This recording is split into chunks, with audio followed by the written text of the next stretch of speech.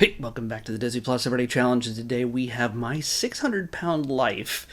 This is a reality kind of docu-series that follows a year in the life of people who are trying to lose weight, people who are morbidly obese, where to the point, and that's not just a term to throw around, morbidly obese, it's the point where they're obese to the point where it drastically affects their health, and it has a potential to shorten their lives uh, exponentially with every pound they gain. In this case, each of the episodes. This is from 2012. Well, it says 2012 that it originally started, but Disney Plus only has a handful of seasons. This says 2014 to 2024, 7 seasons. It has, oddly enough, 4 seasons. So 2, 6, 8, and 9. I only watched the first episode of season 2. The later episodes go like an hour and 45 minutes longer. Like season 9. Well, season no, come on, no. Okay, season 9. The early episodes are like 43 minutes long. This is like an hour and 26, like an hour and a half long, double-sized episodes.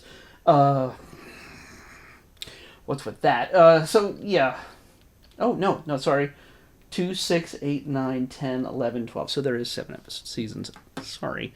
I just had scrolled down too far when I was looking at which ones I'd watched. And so I decided to start at the beginning before, when you watch earlier seasons, you get to see them sort of in their raw state.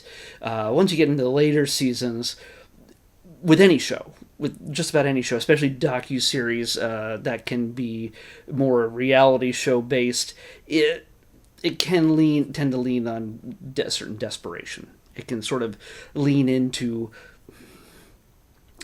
let's dramatize certain things a little bit better to try to do something different that we hadn't done before, or do the same thing and just sort of really pump it up. And yeah, I try to stick with early on when they're still working with the formula.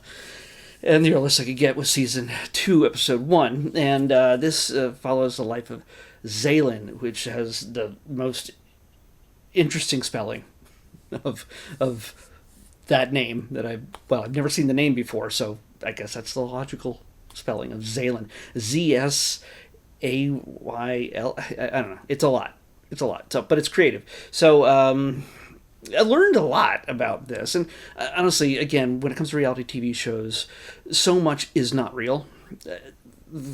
We can physically see that the issues that she is dealing with and everybody else in all the other episodes is dealing with is a real thing. It's not just creating drama where there's not. Sure, there's certain elements of her life where you might assume might be exaggerated. I almost hope that they're exaggerated in this case, because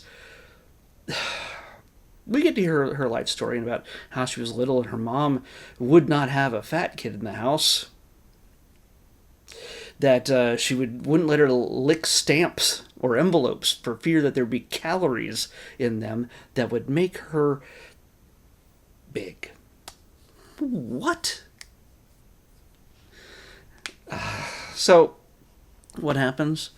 I have a feeling that Mom was big. I don't know. But back then, I guess we didn't deal with our feelings too well, our lives too well. Here we deal with, I think she's my age technically, because in 2012, 2014, or whenever this episode aired, she was in her 40s. So yeah, so we're about ish the same. We're Gen X, I believe. She, of course, got bigger. She had a love affair with sugar. She grew big. And the job of this series is to not make them the object of ridicule, not an object. Not something that is to be looked upon with pity or cruelty, to be treated cruelly. But inevitably, that kind of thing seems to happen. Kids in school, pick on kids who are heavier. I've seen that. I was skinny in school, but since I got older, I got bigger. I've lost some weight too, so I've been here and there, but nothing like 600 pounds. This woman, Zaylin, when we first meet her, she is just a few pounds shy of 600. She's like 596 or something like that. She won't even look at the scale when she goes to the doctors, and she's actively pursuing an attempt to sort of slim down. And she's sort of, according to her friend who she had met at a special gathering for heavy people, for just they sort of learn to show pride in their bodies and who they are, and just be happy with who they are. And it's a great, it seems to be a great community, a place where you can meet people who are physically like yourself. And she gained a great friend at these events. It's Faha or something like that. Friends, I don't know, but it's a thing where they can get together and they just talk about who they are and their feelings and their weight and their struggles and whatever else. And hey, you know what? Great if you have a community that shows love and care for who you are, regardless of who you are. Then hey, go for it. And she was always seen as, by her friend anyway, seen as the outrageous one, the kind of the wild one who, in her in her 20s or so, when she was doing this, she wasn't sort of held down by her weight. She didn't feel any kind of outward depression or self-hate or anything else. She was like happy with who she was. If she's going to be big, well, she's going to be big. That's just the way it is, and she's going to live life. And then, so that's a pretty inspiring attitude. But of course, as things go on, sometimes when you realize that your health is impacted by this, and yes, through that group, eventually you get to meet people who do see you as an object. There are people who you can meet who see you as they love the big girls, or they love the big guys. They love heavier people. The heavier you are, just the hotter you are. And hey, no argument with that. Hey, if you like what you like, nobody gets hurt. Go for it. People are attracted to who they're attracted to, and that's all right. Happy Pride Month, by the way. Unrelated to all this, but still, love who you. There's no wrong with being in love, with being attracted to who you are attracted to, as long as you're not hurting anybody. So she found a man. She had a baby, a little girl named Hannah. And as we meet her in this, she's in a marriage with Gareth. He's from Europe. He sounds English. He's really into big girls. And the person who's kind of against her losing weight is Gareth, her own husband. Her little girl, she's losing the weight for her little girl. So the little girl doesn't grow up without a mother. And a husband, father of her child, who is just pretty horrible. This is the aspect where I always go, well, is this real? Because reality TV shows tend to, if there's a goal, they have to create a villain that you can sort of focus on. And either Gareth signed up to be a villain, or he is really a piece of garbage. I'm going to say that right straight out there, Gareth. You're a piece of garbage. If it was all real. So, I have a way, I was thinking, there's one way she can lose about 300 pounds real fast. Divorce Gareth. Yeah. So we get to go through this. We see this little girl in distress as her dad treats her mother like garbage, as she's fighting for her life. She gets a gastric bypass surgery, and yes, I'm going to tell you how a lot of this first episode that I saw goes. Everybody's story is different, so you kind of have to see it to understand it. By the way, just so you're aware, they do film her naked. In the shower, sure, behind the frosted glass, but getting out of the shower, they blur certain things. She's not ashamed of her body, but she is incredibly intent on reducing that size so as to not affect her heart, her life, and everything else. Because it has a tremendous effect on your heart, primarily, with little activity, the the inability to be active, sitting around all day on the couch watching 8 hours of television, just scooping down buckets of ice cream or cheeseburgers isn't gonna make things better. And she's admitted that she's addicted to sugar. She loves sugar. We see her early in the episode just going to the grocery store, going to the drive-thru, getting a box of donuts. They kind of, in that kind of sense, I guess they do those kind of things to really just, hey, this is our last chance before we film you getting the gastric bypass surgery. How would you like a bunch of donuts? We're going to film you eating a bunch of donuts and buying a bunch of cheeseburgers. That doesn't seem like a good idea, but maybe they took it away after like one shot of her eating a donut. But I don't know. Either way, we deal with. She deals with. She's intent on losing the weight. She wants the surgery, but in order to get the surgery, you have to be below a certain weight. You need to be able to show that you can also lose that weight if you choose to, based on your diet and your exercise and everything else. Which those are, while they're not miracle cures and they're not going to change your life overnight at all. Same with the surgery. Not going to change your life. You're still going to be overweight. It just changes. It can help reduce your ability to eat so much. It can also reduce your desire to eat so much. And along with the surgery, you can also eat healthier.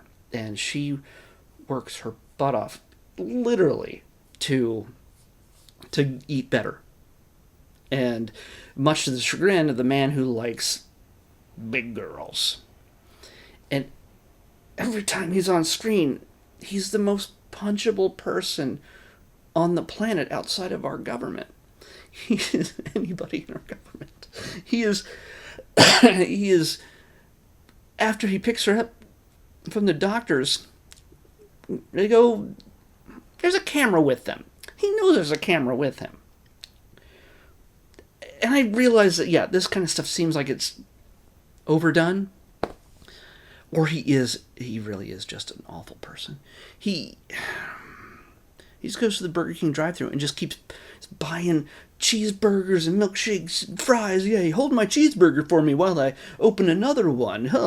They shouldn't be able to put bacon on top of food like this. Dude, you suck. So, hey, if you were just acting and exaggerating just for the sake of the camera, for the whole story, fine, you're not a jerk. But if you are that person, please get away from this woman. She deserves better than you. But as much as it's difficult to watch these things, of course, mainly because there are surgeries that are depicted in these things. Not a big fan of the surgery footage. Just not. Sometimes it's really difficult to look at them, just layers upon layers of just fat.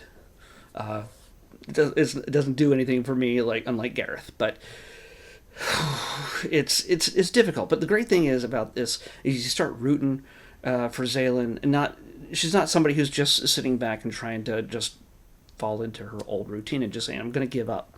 She has a daughter to fight for. She has friends. She has people who love her, just like any and all of these people. They have people who care for them and deserve life. They do not deserve anything less than anybody else just because of their size. That's just the way it is. I'm not saying anything that should be revelatory.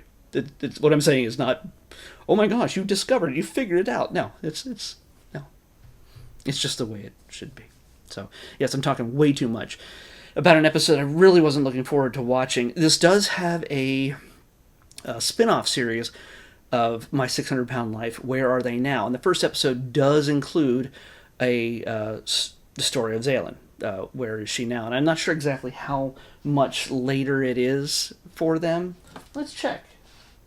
600-Pound Life, it's from 2015. So this is a few years later. But the good thing is that even just in the 45 minutes that we're watching, and that the first one is Zaylin and Christina. So they focus on Zaylin, who's probably, and then her and Christina, whoever that is, from another episode from the previous series, they talk about them, and that's another 43 minutes. There's only 4 episodes of My So-Called Life, Where Are They Now, which isn't encouraging.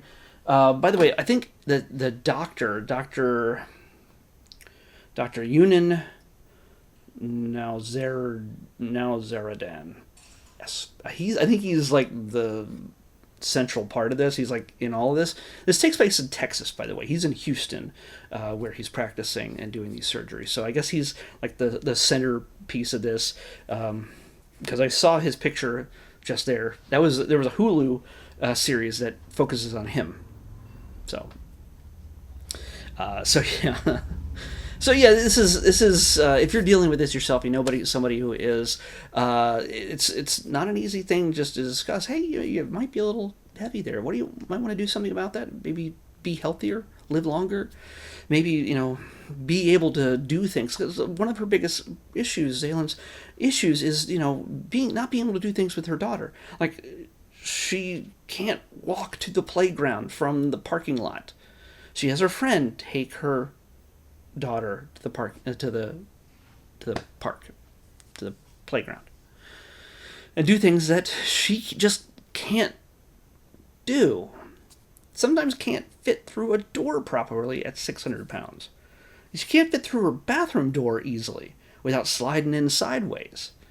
It's difficult. So yeah, no, this is a struggle for men and women alike. This is not just women. There are men that are also featured in this series. And I don't know what their story is. I don't know what they're going through. But again, I think this is also an issue with gastric bypass surgery throughout because of this doctor that's featured here. So it could be seen as an ad for getting gastric bypass surgery. It's not for everyone. And some people do not qualify for it. I am not a doctor, so consult your doctor if this is something you feel you might want to do. So, but it's going to come down to eating better and getting some kind of activity in your life if you want to lose some weight. And you get to see Zalen losing a good chunk of weight, just a good amount of weight. She goes from nearly 600 to, well, I'm not going to say, but it's a difference. It's a physical difference. It's an emotional difference. And while Gareth still exists, I almost want to now, like after all this, I almost was going to watch the Where Are They Now episodes, but I realized I wouldn't have any context, even though they would probably give me a recap. But I don't think I would know who Gareth was well enough for them to go, oh, they got divorced, hopefully. But and the poor little girl, she's like, why did you marry him, Mom? Like, he's saying horrible things about her while the little girl's in the room.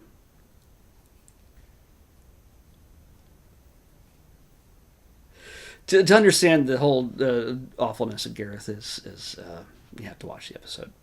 I'm not doing it justice, but again, it could all be just exaggeration. I have no idea.